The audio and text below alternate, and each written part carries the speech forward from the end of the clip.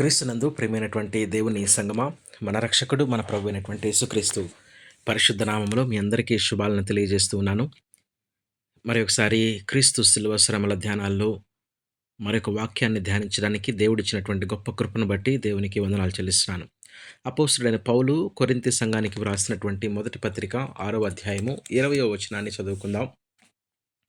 అపోస్తుడైన పౌలు కొరింథీ సంఘానికి వ్రాసినటువంటి మొదటి పత్రిక 6వ అధ్యాయము 20వ వచనం. విలువ పెట్టి కొనబడిన వారు కనుక మీ దేహముతో దేవుణ్ణి మహిమపరచుడి. ప్రార్థన చేసుకుందాం. మమ్మల్ని మిక్కిలిగా ప్రేమించిన మా ప్రియ పరలోకపు తండ్రి, నీ పరిశుద్ధ పాదములకు వందనాలు, మీకు స్తోత్రాలు చెల్లిస్తున్నాం. మీ కృపను బట్టి, మీ ప్రేమను బట్టి మరి యొక్క నూతనమైనటువంటి ఉషోదయమును మా జీవితాలలో మీరు ప్రసాదించారు. అందును బట్టి మీకు స్తోత్రములు. చదవబడినటువంటి లేఖన భాగం ద్వారా మీరే మాతో మాట్లాడమని, మాకు బోధించుమని యేసయ్య నామంలో మిక్కిలి వినయంగా ప్రార్థిస్తున్నాము తండ్రి. ఆమేన్. క్రీస్తునందు ప్రియమైనటువంటి దైవజనమా, యేసుక్రీస్తు ప్రభువారు అపోస్తలుడైన పౌలు ద్వారా పరిశుద్ధాత్మ దేవుడు మనతోటి మాట్లాడుతున్నారు. మీరు విలువ పెట్టి కొనబడిన వారు. ఎంత మంచి మాట! ఎంత శ్రేష్టమైనటువంటి మాట ఇది. మనము జనరల్‌గా మాట్లాడుతూ మన బిడ్డల్ని గాని, లేకపోతే కొంతమందిని గాని విలువ కట్టము. మనిషిని, సాటి ఉన్నటువంటి మనిషిని మనం ఏం చేస్తాం, సరదాగా మాట్లాడుతూ, "అరేయ్! నెత్తి మీద నీకు రూ. 10 పెడితే పావలకు గూడా కొనర్రా" అంటాము. అంటే ఏ ప్రయోజనము అతని ద్వారా లేదు.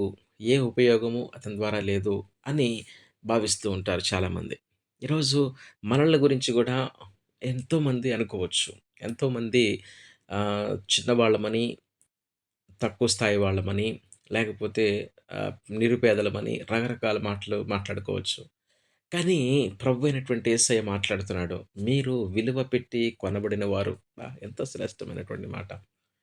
మనం అనుకోవచ్చు మనకి విలువ లేదు, మనకి గౌరవం లేదు, మనకి ఆహ్, ఈ సమాజంలో గుర్తింపు లేదు అనుకోవచ్చు. కానీ ఎక్కడ గుర్తింపు ఉన్నా లేకపోయినా, ఎక్కడ విలువ ఉన్నా లేకపోయినా, ఎక్కడ నిన్ను గౌరవించినా గౌరవించకపోయినా, ప్రభువు దగ్గర ప్రతి ఒక్క వ్యక్తికి, ప్రతి ఒక్క బిడ్డకు దేవుడు విలువ కడుతున్నాడంట. ఎంత ఎంత విలువ తెలుసా? ఆయన నీకిచ్చేటువంటి వాల్యూ ఏంటంటే, ప్రపంచంలో ఎవ్వరి దగ్గర మ్యాచ్ కానటువంటి ఐరిస్ నీకిచ్చాడు. ఎవ్వరి దగ్గర మ్యాచ్ కానటువంటి తంబు, వేలిముద్ర నీకుంది. ప్రత్యేకమైనటువంటి వాళ్ళము మనము దేవునికి. దేవుడు మానవుల్ని ఎంత ప్రేమిస్తున్నాడంటే, ఎంత గొప్ప దేవుడంటే, అంత అద్భుతమైనటువంటి ప్రేమను మనము ఈ లోకంలో ఎక్కడా చూడలేము. అయితే మనల్ని దేవుడు విలువ పెట్టి కొన్నాడంట. ఎట్లా? ఎట్లా కొనుంటాడు? చూడండి, మత్తయి సువార్త 20 అధ్యాయము 28 వచనం. మత్తయి సువార్త 20:28. యెషయా గ్రంథంలో 53 అధ్యాయము 12 వచనములో ఉంటది. ఈ వచనము మత్తయి సువార్తలో నెరవేర్చబడింది. యెషయా గ్రంథం చదువుతున్నాను చూడండి. ఏలయనగా మరణము నొందినట్లు అతడు తన ప్రాణమును ధారబోసెను. యెషయా గ్రంథం 53:12లో. అతిక్రమము చేయబడిన వారిలో ఎంచబడిన వాడాయను. అనేకుల పాపం భరించు తిరుగుబాటు చేసిన వారిని గూర్చి విజ్ఞాపనము చేసెను. ఏలయనగా మరణము నొందునట్లు అతడు తన ప్రాణమును ధారబోసెను. ధారబోసాడు. మత్తయి సువార్త చదువుకుందాం. ఈ ప్రవచనం నెరవేర్పు ఈ విధంగా జరిగింది. మనుష్య కుమారుడు మార్కు సువార్త 10:48, అలానే మత్తయి సువార్త 20 అధ్యాయం 28 వచనంలో ఈ విధంగా వ్రాయబడి ఉంటుంది. మనుష్య కుమారుడు పరిచారము చేయించుకొనుటకు రాలేదు గానీ, పరిచారము చేయుటకును, అనేకులకు ప్రతిగా విమోచన క్రయధనముగా తన ప్రాణమును ఇచ్చుటకు వచ్చెను అనెను. మత్తయి సువార్తలో చదివితే, మనుష్య కుమారుడు పరిచారం చేయించుకొనుటకు రాలేదు, పరిచారం చేయుటకు అనేకులకు ప్రతిగా విమోచన క్రయధనముగా తన ప్రాణమునిచ్చుటకు వచ్చెనని చెప్పెను. తిమోతి కూడా రాస్తాడు. తిమోతికి రాస్తూ అపోస్తలుడైన పౌలు, ఈయన అందరి కొరకు విమోచన క్రయధనముగా తనను తానే సమర్పించుకొనెను అంటాడు. చూడండి ఎంత మంచి అద్భుతమైనటువంటి మాటలు. ఎంత మంచి అద్భుతమైనటువంటి క్రియ. ఏ విధంగా మనల్ని కొన్నాడు. మనకి విలువ ఉంది. మనకి వాల్యూ ఉంది దేవునిలో. ఈ లోకంలో మనల్ని ఎవరు గౌరవించకపోయినా ఆయన ప్రతి ఒక్క మానవుడిని, ప్రతి ఒక్కరిని, ఈ లోకంలో ఉన్న ప్రతి ఒక్కరి కొరకు ఆయన తన ప్రాణాన్ని పెట్టాడంట. యేసుక్రీస్తు ప్రభు అనేకులకు విమోచన క్రయధనం చెల్లిస్తాడని యెషయా ప్రవక్త క్రీస్తు పూర్వం 750 సంవత్సరాలకు ముందుగానే ప్రవచించాడు. అసలు క్రయధనము అంటే ఏంటి? క్రయధనము అనేటువంటిది ఏంటి అంటే, ఒకరిని బానిసత్వం నుండి విమోచించి స్వేచ్ఛను ప్రసాదించడానికి చెల్లించేటువంటి వెలంట. పాప బానిసత్వంలో నుండి మానవాళిని విమోచించడానికి యేసుక్రీస్తు ప్రభువారు రోమా ప్రభుత్వ కాలంలో క్రూరమైనటువంటి శిలువ మరణం పొందాడు. తన రక్తముల రూపంలో క్రయధనం చెల్లించాడు. క్రీస్తు చెల్లించినటువంటి క్రయధనం మానవాళిని పాపపు అపరాధ భావము నుండి ఏంటంట ఈ యొక్క క్రయధనం చెల్లింపు ద్వారా జరిగినటువంటి మేలులేంటి? మానవాళి యొక్క పాపపు అపరాధ భావము నుండి, పాపపు శిక్ష నుండి, పాపపు పర్యవసనాల నుండి, పాపపు శక్తి నుండి, పాప స్వభావంలో నుండి మనల్ని ఏం చేస్తున్నాడు నిత్య మరణంగా పిలువబడిన నరకాగ్నిలో నుండి, సాతాను సంకెళ్ళలో నుండి విముక్తి కలిగిస్తుందంట ఈ విమోచన క్రయధనం. కాబట్టి విమోచన క్రయధనాన్ని చెల్లించడానికి యేసుక్రీస్తు ప్రభువారు తనను తాను ఇష్టపూర్వకంగా చేసుకున్నాడు. నా ప్రాణం ఎవ్వరు తీయలేరు అంటాడు. అనేకులకు ప్రతిగా విమోచన క్రయధనంగా నా ప్రాణాన్ని నేను అర్పిస్తున్నాను. నా అంతట నేనే దీన్ని చేయుచున్నానంటాడు. ఇష్టపడి చేశాడు దేవుడు. మనకు ఇష్టపడి మనకెవరన్నా మన కొరకు ప్రాణం పెడతారా? మనకిష్టపడి ఈ రోజుల్లో ఎంత స్వార్థమైనటువంటి ఆలోచనలు, స్వార్థపూరితమైనటువంటి రోజుల్లో మనం ఉంటున్నామో. ఇష్టపడి దేవుడు ఏం చేస్తున్నాడు తనను తాను అర్పించుకున్నాడు యేసుప్రభు. పాత నిబంధన కాలంలో మనం చూసినట్లయితే జంతువుల రక్తం ప్రజల యొక్క పాపాలకు బదులుగా అర్పించబడింది. పశువుల రక్తం ప్రజల పాపాలు తీసివేయలేదు. పాపాన్ని కప్పింది గానీ, పాపాన్ని తీసివేయలేకపోయింది. కాబట్టి ప్రత్యామ్నాయంగా ఏం జరిగిందంటే యేసుక్రీస్తు ప్రభువానికి శాశ్వతంగా యేసుక్రీస్తు ప్రభు యొక్క రక్తం యొక్క విలువ లేకపోతే యేసుక్రీస్తు ప్రభు రక్తం చేసేటువంటి పనేంటంటే శాశ్వతంగా పాపాలను తుడిచిపెట్టేటువంటి శక్తి, క్షమించేటి శక్తి ఉందంట.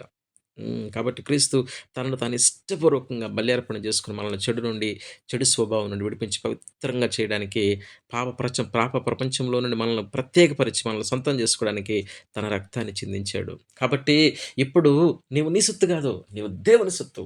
ఆ విమోచన క్రయధనముగా తన రక్తము గార్చి ప్రాణం పెట్టి నిన్ను నన్ను కొన్నాడు.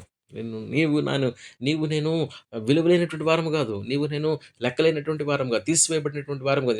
లేకపోతే లో స్థాయిలో ఉన్నటువంటి వారం కాదు. మనల్ని విలువ పెట్టి కొన్నాడు గాబట్టి, మనము ఆయన సొత్తు. ఆయన సొత్తు. మనకు విలువుంది. ఏం విలువ? ప్రభు అయినటువంటి యేసు ప్రభు రక్తము. రక్తం మనకు విలువనిచ్చింది. యేసు ప్రభు విమోచన క్రయధనంగా మనల కోసం ప్రాణం పెట్టాడు గదా! మనకు విలువొచ్చింది. కాబట్టి ప్రియమైన దైవజనమా, యేసుక్రీస్తు ప్రభువారు అసలు ఎవరికి ఈ విమోచన క్రయధనాన్ని చెల్లించాడు? సాతానుడికా? దేవునికా? సాతానుకి గాదు. ఎందుకంటే సాతానుకు రుణస్థుడు గాదు. సాతాను యొక్క సంకెళ్ళు తెంచి మానవాళిని విడుదల చేయటానికి ఆయన ఈ క్రయధనాన్ని దేవునికి చెల్లించాడు. తండ్రి అయినటువంటి దేవుడు నీతిమంతుడు. ఆయన చెప్తాడు గదా!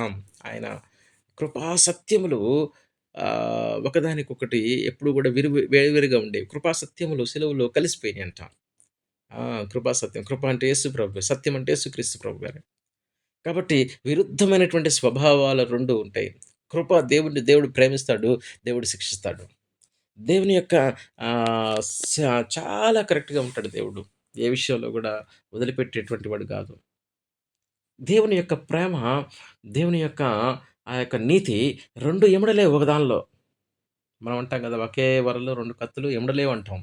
2 నీతి అలానే కృప 2 ఒకదానికొకటి విరుద్ధమైనటువంటి స్వభావాలు.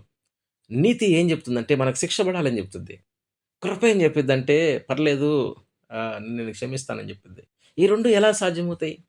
అందుకని యేసుక్రీస్తు ప్రభువారు కృపా సత్య సంపూర్ణుడిగా ఈ యొక్క లోకానికొచ్చాడు. అందుకని కీర్తనకారుడు రాస్తాడు, కృపా సత్యములు ఒకదానికొకటి కలుసుకునేవి, కృపా సత్యములు ఒకదానికొకటి ముద్దు పెట్టుకునేవి అంటాడు. ఇలా యేసు ప్రభువులో నెరవేరినాయి. యేసు ప్రభువు దేవుడు పరిపూర్ణమైనటువంటి మానవుడు. పరిపూర్ణమైనటువంటి దేవుడు. ఆయన కృప కలిగినటువంటి దేవుడు. కాబట్టి దేవునికి చెల్లించవలసినటువంటి ఆ యొక్క వెల ఏంటంట ఆ! సాతాను యొక్క సంకెళ్ళు తెంచి మానవాళిని విడుదల చేయడానికి ఆయన విమోచన క్రయధనంగా దేవునికి చెల్లించాడు. తండ్రి అయిన దేవుడు నీతిమంతుడు కాబట్టి పాపాలకు తగిన ప్రాయశ్చిత్తం కలగాలని కోరుకోండి. ప్రాయశ్చిత్తం కలగాలంటే తగినటువంటి క్రయధనం చెల్లించబడాలి. ఆ క్రయధనం యేసు శిలువ పైన రక్తం కార్చింది. రక్తం కార్చడం ద్వారా చెల్లించాడు. ఆదాము పాపం చేసినప్పుడే మానవాళి సాతానుకు బందీలుగా అయిపోయారు. సాతానుడు బందీలుగా.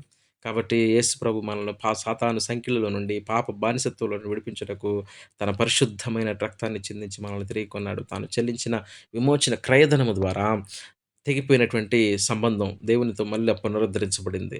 కాబట్టి ఈరోజు యేసు రక్తమునందు విశ్వాసం ఉంచినట్టు నీవు నేను సాతాను యొక్క సంకెళ్ళ నుండి, పాప బంధకాల నుండి పూర్తిగా విమోచించబడ్డాం. ఆయన రక్తం మన పాప స్వభావం మీద సాతాను అధికారం పైన విజయాన్ని అనుగ్రహించాడు. అంతేగాక మనకు నూతన జీవితాన్ని అనుభవించే స్వేచ్ఛనిచ్చాడు. దేవుని పిల్లలుగా వారసత్వం కలిగింది. వారసత్వం వచ్చింది మనకి. కాబట్టి ఈరోజు మనకు కొన్ని ప్రశ్నలేస్తున్నాడు ప్రభు. నీ పాపాల నిమిత్తము, నా పాపాల నిమిత్తం యేసు విమోచన క్రయధనం చెల్లించాడని మనకు తెలుసా? అర్థమవుతుందా? మన పాపాల నిమిత్తం యేసు ఇష్టపూర్వకంగా తన జీవితాన్ని పరిపూర్ణ బలిగా అర్పించాడని మనం గ్రహించగలుగుతున్నామా?